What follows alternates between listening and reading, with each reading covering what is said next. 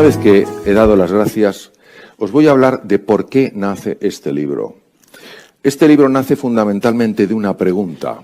Albert Einstein, que ha sido para mí referencia en cuanto a pensamiento, sobre todo pensamiento metafísico, Albert Einstein decía que lo importante es hacernos preguntas que nunca nos hemos hecho, para obtener respuestas que nunca hubieran salido. Entonces, la pregunta que yo me hice es, ¿cuál es el mejor tipo de vida que nosotros podemos llegar a experimentar?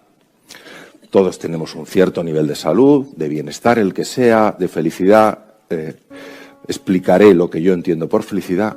Y de ahí, de esa pregunta, nace este libro.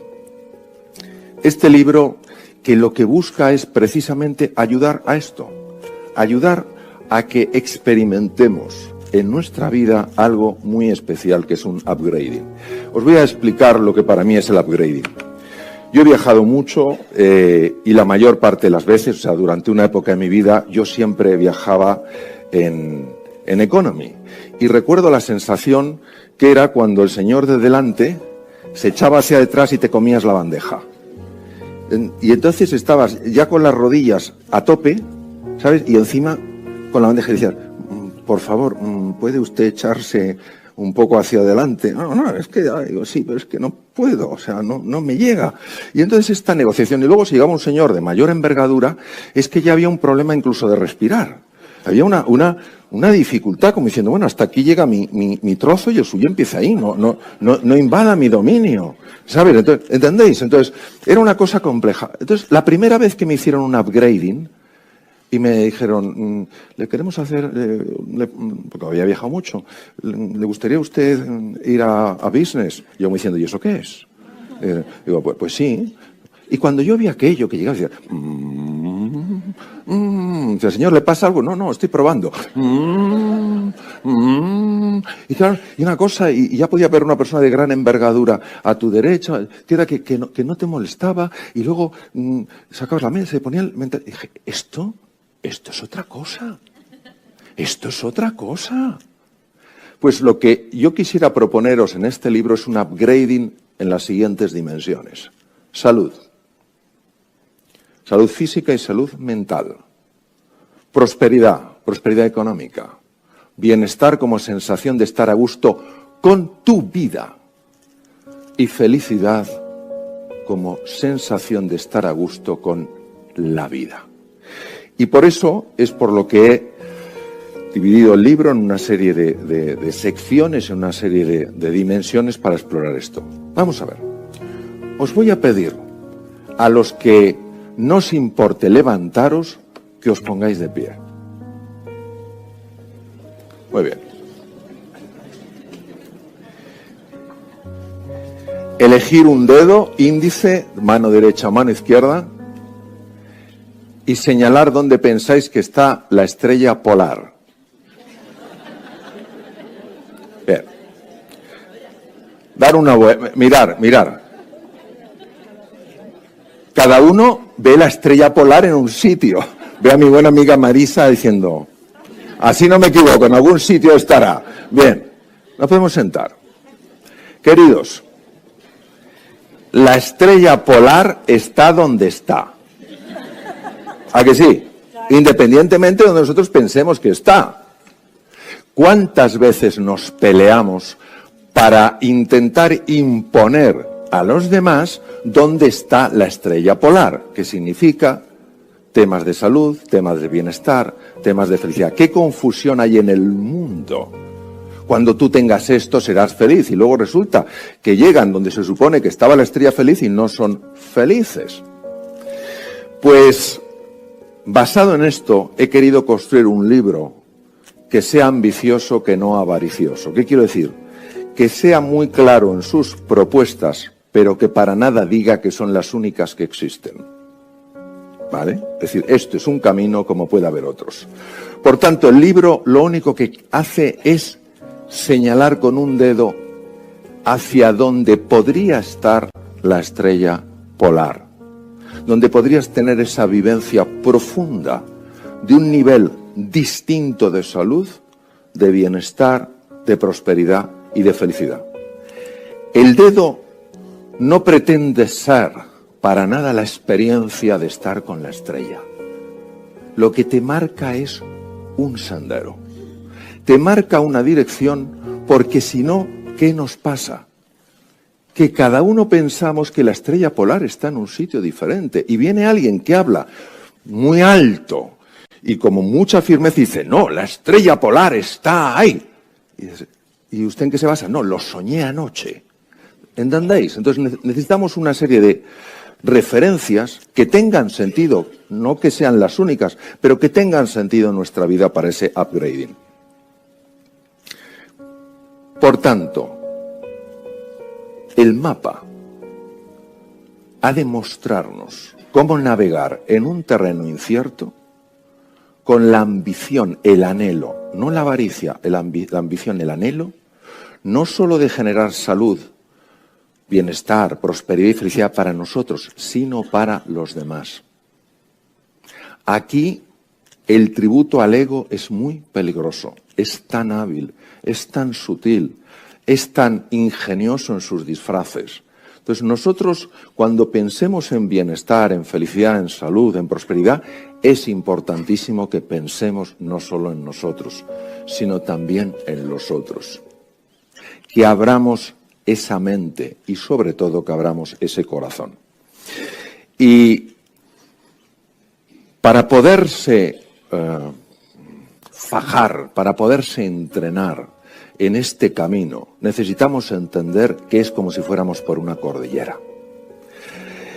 Tuve la ocasión de conocer en México a Michael Phelps, el mejor nadador de la historia. Sabéis que nadie tiene más medallas olímpicas que él, es un hombre encantador.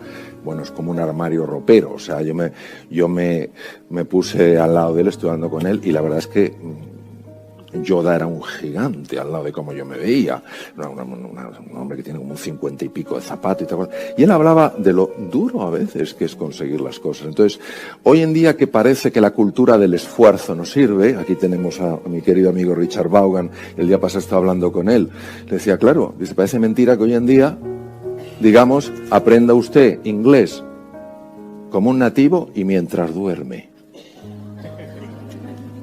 Esto es como una cosa espectacular, ¿eh?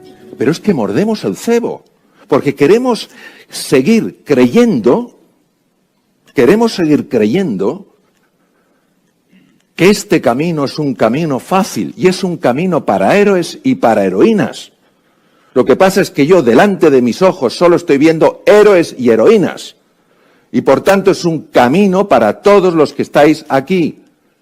Es un camino para desplegar nuestra realidad y alcanzar nuestra plenitud. Y es verdad que nos sentimos muy pequeñitos. Nos vemos como esa pequeña figura, que algunos la veréis, y con ilusión, con paciencia, que no es el aguantarse, sino el adaptarse al ritmo natural de las cosas, con compromiso, que solo significa levantarte una vez más de las que te caes, y con esas personas, con ese espíritu, esas personas que se mueven sabiendo que van a llegar, vamos avanzando poco a poco, a veces subimos, a veces bajamos, a veces subimos, a veces bajamos, hasta que verdaderamente esa estrella, que en el fondo está dentro de cada uno de nosotros, brilla con especial intensidad. Este camino, y por tanto así lo escribo en el libro, está basado en unos principios y está basado en unos valores. Lo que ocurre es que los principios son muchas veces tremendamente contraintuitivos. Tremendamente contraintuitivos. No es que no sean lógicos, es que van en completa oposición, están en completa oposición con condicionamientos mentales previos que tenemos y que nos hacen pensar, nos hacen creer que si basamos nuestra vida en una serie de principios y apostamos por una serie de valores, vamos a tener problemas. Y no es así, es todo lo contrario, pero la alucinación óptica está tan bien tejida que damos más valor al espejismo que a la realidad. ¿Y cuál es la principal dificultad de estos principios? La tremenda resistencia que ponemos a algo que para una razón no ampliada no tiene sentido. Por ejemplo, la generosidad desde el condicionamiento mental que tenemos, no tiene sentido. Daros cuenta con qué facilidad, cuando uno hace un acto que considera que es generoso y no recibe respuesta, daros cuenta con qué frecuencia cerramos el corazón. ¿Qué pasa cuando hay personas que son generosas? Porque es su forma de ser y de estar en el mundo. ¿Realmente la realidad les dice, ¿eres tonto, eres tonta o no? Yo creo que no. Lo que me haría muchísima ilusión es que entendiéramos que hay una forma, hay un camino para ir cerrando ese gap, es esa brecha, esa hendidura que hay entre quiénes estamos siendo y quiénes estamos llamados a ser. Y estamos llamados a ser quien somos en realidad, floreciendo y alcanzando nuestra plenitud. No tiene sentido vivir nuestra vida asustados, desesperanzados, con sensación de impotencia. Qué importante es, como decía mi queridísima amiga María Villota, entender que la vida es un regalo. Pero ¿cuántas veces no la vivimos como si fuera una penalidad, un sufrimiento? Bueno, ¿de dónde procede este gap? Primero, de nuestra visión tan limitada de las cosas. La arrogancia humana, la soberbia humana,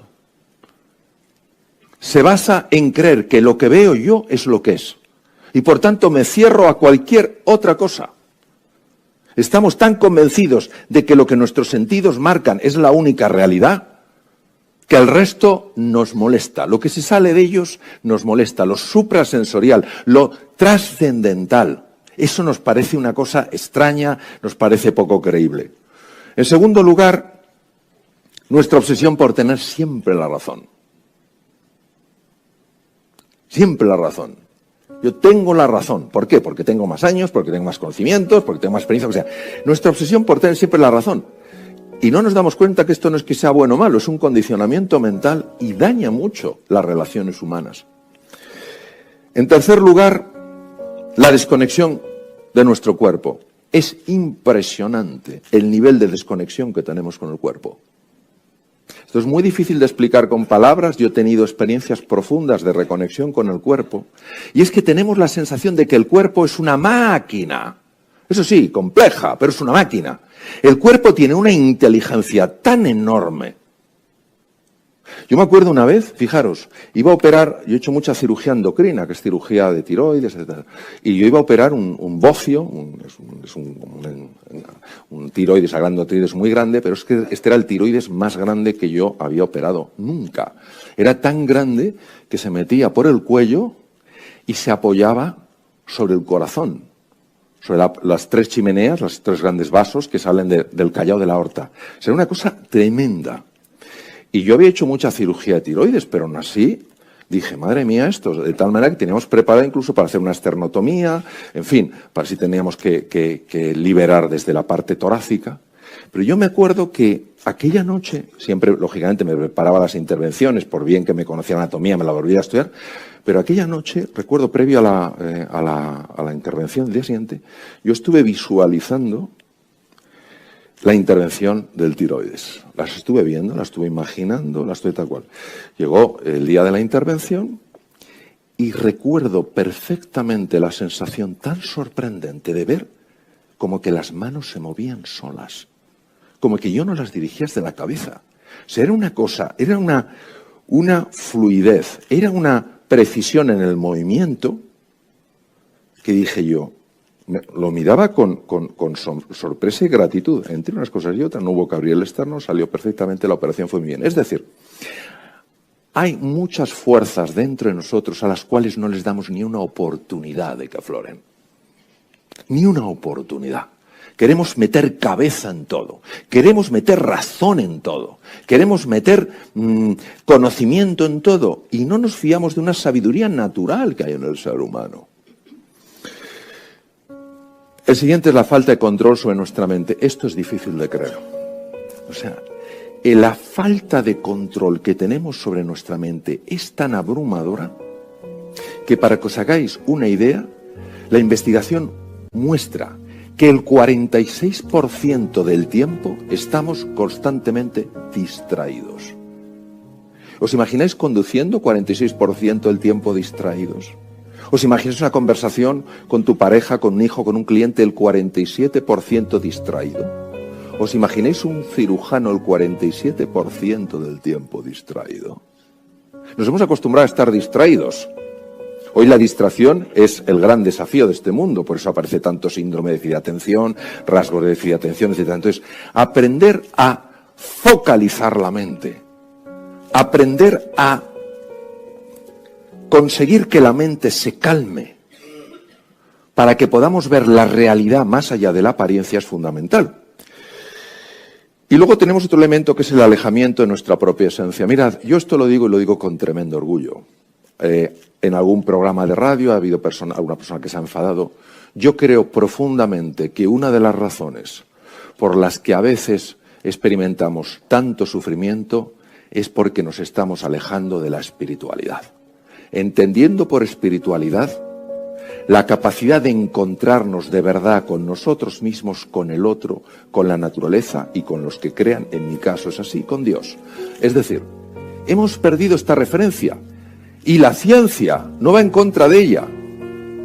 Pensar que mi amor por mi familia, por mis amigos, se puede explicar exclusivamente con un movimiento de neurotransmisores y una activación de ciertos centros cerebrales, no digo que sea una explicación o un tema falso, es profundamente incompleto.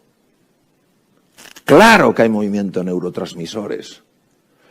Claro que el núcleo accumbens empieza a segregar unas sustancias. Claro que el pálido ventral empieza a liberar unos neurotransmisores. Claro que sí, pero hay más cosas que pasan. Hay más cosas que pasan. Y cuando yo hablo con una persona, no estoy hablando solo con una maquinaria compleja. Estoy hablando con un ser que es sagrado. Y cuando yo me acerco a la naturaleza, no estoy sencillamente ante un objeto masivo que puedo utilizar a mi capricho. Estoy delante de algo que es sagrado y por tanto lo tengo que tratar con afecto. Esto no te implica para nada que tengas que abrazar ningún credo, ningún dogma, pero podemos vivir la vida con un sentido de la trascendencia, no solo encerrados en nuestro pequeño yo. ¿Y qué ocurre cuando nosotros no cuidamos estas cosas? Porque no sabemos que pueden ser cuidadas, pues que esto afecta a todo ello, a la salud, a la prosperidad, a las relaciones humanas, al bienestar y a la felicidad. Entonces, vamos a recorrer el camino. Para quitar, para hacer desaparecer ese gap, necesitamos tres cosas. La primera es inspiración. ¿Se os ocurre montaros en un coche, querer ir a un destino lejano y no meterle gasolina? Queremos hacer las cosas sin inspiración. Y cuando hablamos de inspiración, hablamos de algo que te estremece en las entrañas. Un proyecto tan apasionante, tan ilusionante, tan motivador, que dices, esto lo quiero en mi vida. Y si no hay inspiración, no puede haber fuerza. Eso es lo primero, tener un qué y un porqué que a ti te conmueva. Hoy sabemos que hay tres cerebros, pero esto ya es incuestionable desde el punto de vista de la ciencia.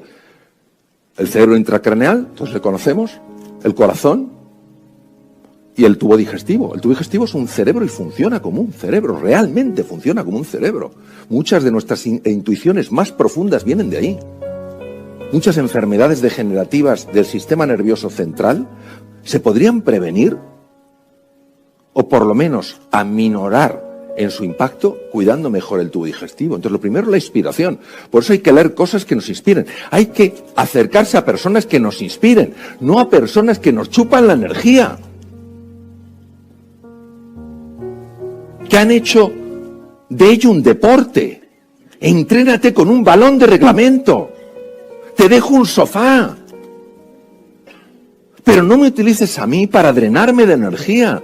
Yo necesito esa energía por las mañanas para moverme con entusiasmo, con pasión. Lo mismo que yo no dejaría que alguien entrara con un cubo de basura y echara la basura en el sitio más bonito de mi casa, tampoco puedo permitir que alguien me eche un cubo de basura en mi mente. Entonces, yo creo que en esto hay que ser radical, queridos. Aparece el vampiro emocional, vampiro, yo me piro. Yo me piro. Yo no gasto glucosa cerebral, yo no gasto oxígeno en algo que me está debilitando, porque no te ayuda a ti, ni me ayuda a mí. Pero primero es la inspiración. Pero claro, ¿qué pasa con la inspiración? Que si le falta la estrategia, pues sales como una moto. Sales como una moto.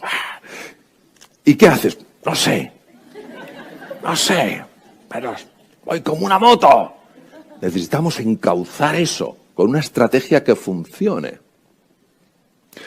Yo recuerdo una vez que me sentí una inspiración enorme por hacer pesas hace muchos años y quería ponerme fuerte. Y entonces me fui a un gimnasio y le dije, yo me quiero poner fuerte. Y me dijo, pesas. Y dije, no, hasta ahí llego, claro. Y digo, ¿qué hago? Y dice, pues nada, ponte a levantar. Me puse a levantar pesas y estuve una semana sin poderme mover. ¿Me entendéis? O sea, acabé con unas contracturas que era una cosa que parecía Quasimodo. O sea, salí del gimnasio así. Y los otros días cada vez peor. Eso no es una estrategia, eso no es un plan adecuado. Tú has visto mi pasión, pero no la has encazado bien. Y luego hace falta entrenamiento. Vamos a ver, hay que entrenarse. Y quien no se entrene, quien no sea disciplinado, no es ni mejor ni peor, pero no va a tener resultados. Entonces, la disciplina, el esfuerzo, la dedicación son absurdos si no hay inspiración. Pero si tienes inspiración, necesitas la disciplina y necesitas el entrenamiento. Y por eso hay una parte muy importante dedicada al entrenamiento. Bien. Dicho esto, vamos a empezar a profundizar en por qué llamo los tres superpoderes. Los tres superpoderes tienen dos dimensiones, una dimensión física y una dimensión más sutil. La dimensión física es el encéfalo humano.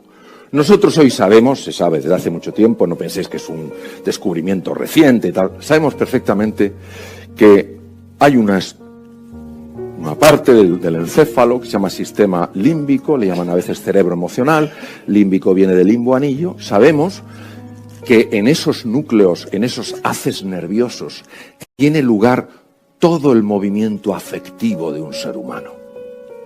Si destruyéramos esa parte enorme del encéfalo, tendríamos un ser mucho menos emocional. Por ejemplo, el sistema límbico no es que no exista en los reptiles, pero está mucho menos desarrollado. ¿Qué quiere decir? Que si buscas una mascota que te quiera, mejor un gato o un perro que una lagartija. Porque no tengo nada contra las lagartijas, pero su sistema límbico no está tan desarrollado. Entonces, el sistema límbico es clave. El sistema límbico, ¿de qué sale el sistema límbico? Sale tu pasión, tus ganas de hacer las cosas, tu ilusión, tu compromiso. Sale esa fiebre positiva que te pone en marcha. Pero claro, necesitamos también una estructura encefálica que tenga la capacidad de canalizar esa energía. Decir, Mario, por aquí sí, Mario, por aquí no. ¿Y por qué por aquí no? Porque por aquí, si te metes por aquí, vas a tener que poner un esfuerzo tremendo y los resultados van a ser muy pobres. Te vas a desalentar y no vas a seguir. Bien, entonces esa parte pertenece a todo lo que son las áreas llamadas prefrontales que están justo delante de la circunvolución o del área más que circunvolución, del área premotora. Esas partes del cerebro son expertísimas en la capacidad de analizar, en la capacidad de negociar, en la capacidad de aprender, en la capacidad de imaginar, en la capacidad de recordar. Y luego nos hace falta el superpoder de las manos, que está en el tronco del encéfalo. El tronco del encéfalo es una estructura que me ha apasionado toda mi vida. Parece el tallo de una flor, y el tronco del encéfalo es la estructura más vital. Cuando se lesiona el tronco del encéfalo, madre mía, qué situación más complicada. De entrada, lo más fácil es entrar en un estado de coma, ¿no? Y en el tronco del encéfalo hay unas estructuras maravillosas, son dos columnas que cuando se ven en microscopio parece una red, lo cual no sería muy raro en el tejido nervioso, pero aquí llama la atención el tipo de red y se llama sustancia reticular. Y la sustancia reticular que recorre todo el tronco del encéfalo, hay una parte de ella que se llama sistema reticular activador ascendente, que lo que hace es que cuando tú estás inspirado por una posibilidad cuando tú tienes una estrategia para lograrlo, pero no sabes dónde empezar a hacerlo, esta parte empieza a activar el encéfalo de tal manera que como una linterna busca oportunidades. Lo he dicho muchas veces, es la razón por la cual una mujer cuando se sabe embarazada empieza a ver embarazadas por la calle, o un conocido mío que una vez me dijo que desde que se había comprado su coche nuevo se había puesto de moda. Sorprendente. Y esto lo tenemos todos, a niveles que no nos imaginamos y que hemos podido experimentar. Lo hemos podido experimentar. Y hemos podido ver que la incapacidad para aprender una cosa, incapacidad, decías tú, esto es estructural, yo es que no doy. Es que no doy. Yo no doy. No, es que no me entra. Cuando tú tenías una inspiración profunda, cuando tenías una estrategia aunque fuera sencilla, y te ponías en marcha como los que saben que pueden, aunque parezca que no pueden, al final aparecían cosas absolutamente tan inimaginables que lo primero que generaban en ti era sorpresa, sobresalto y admiración.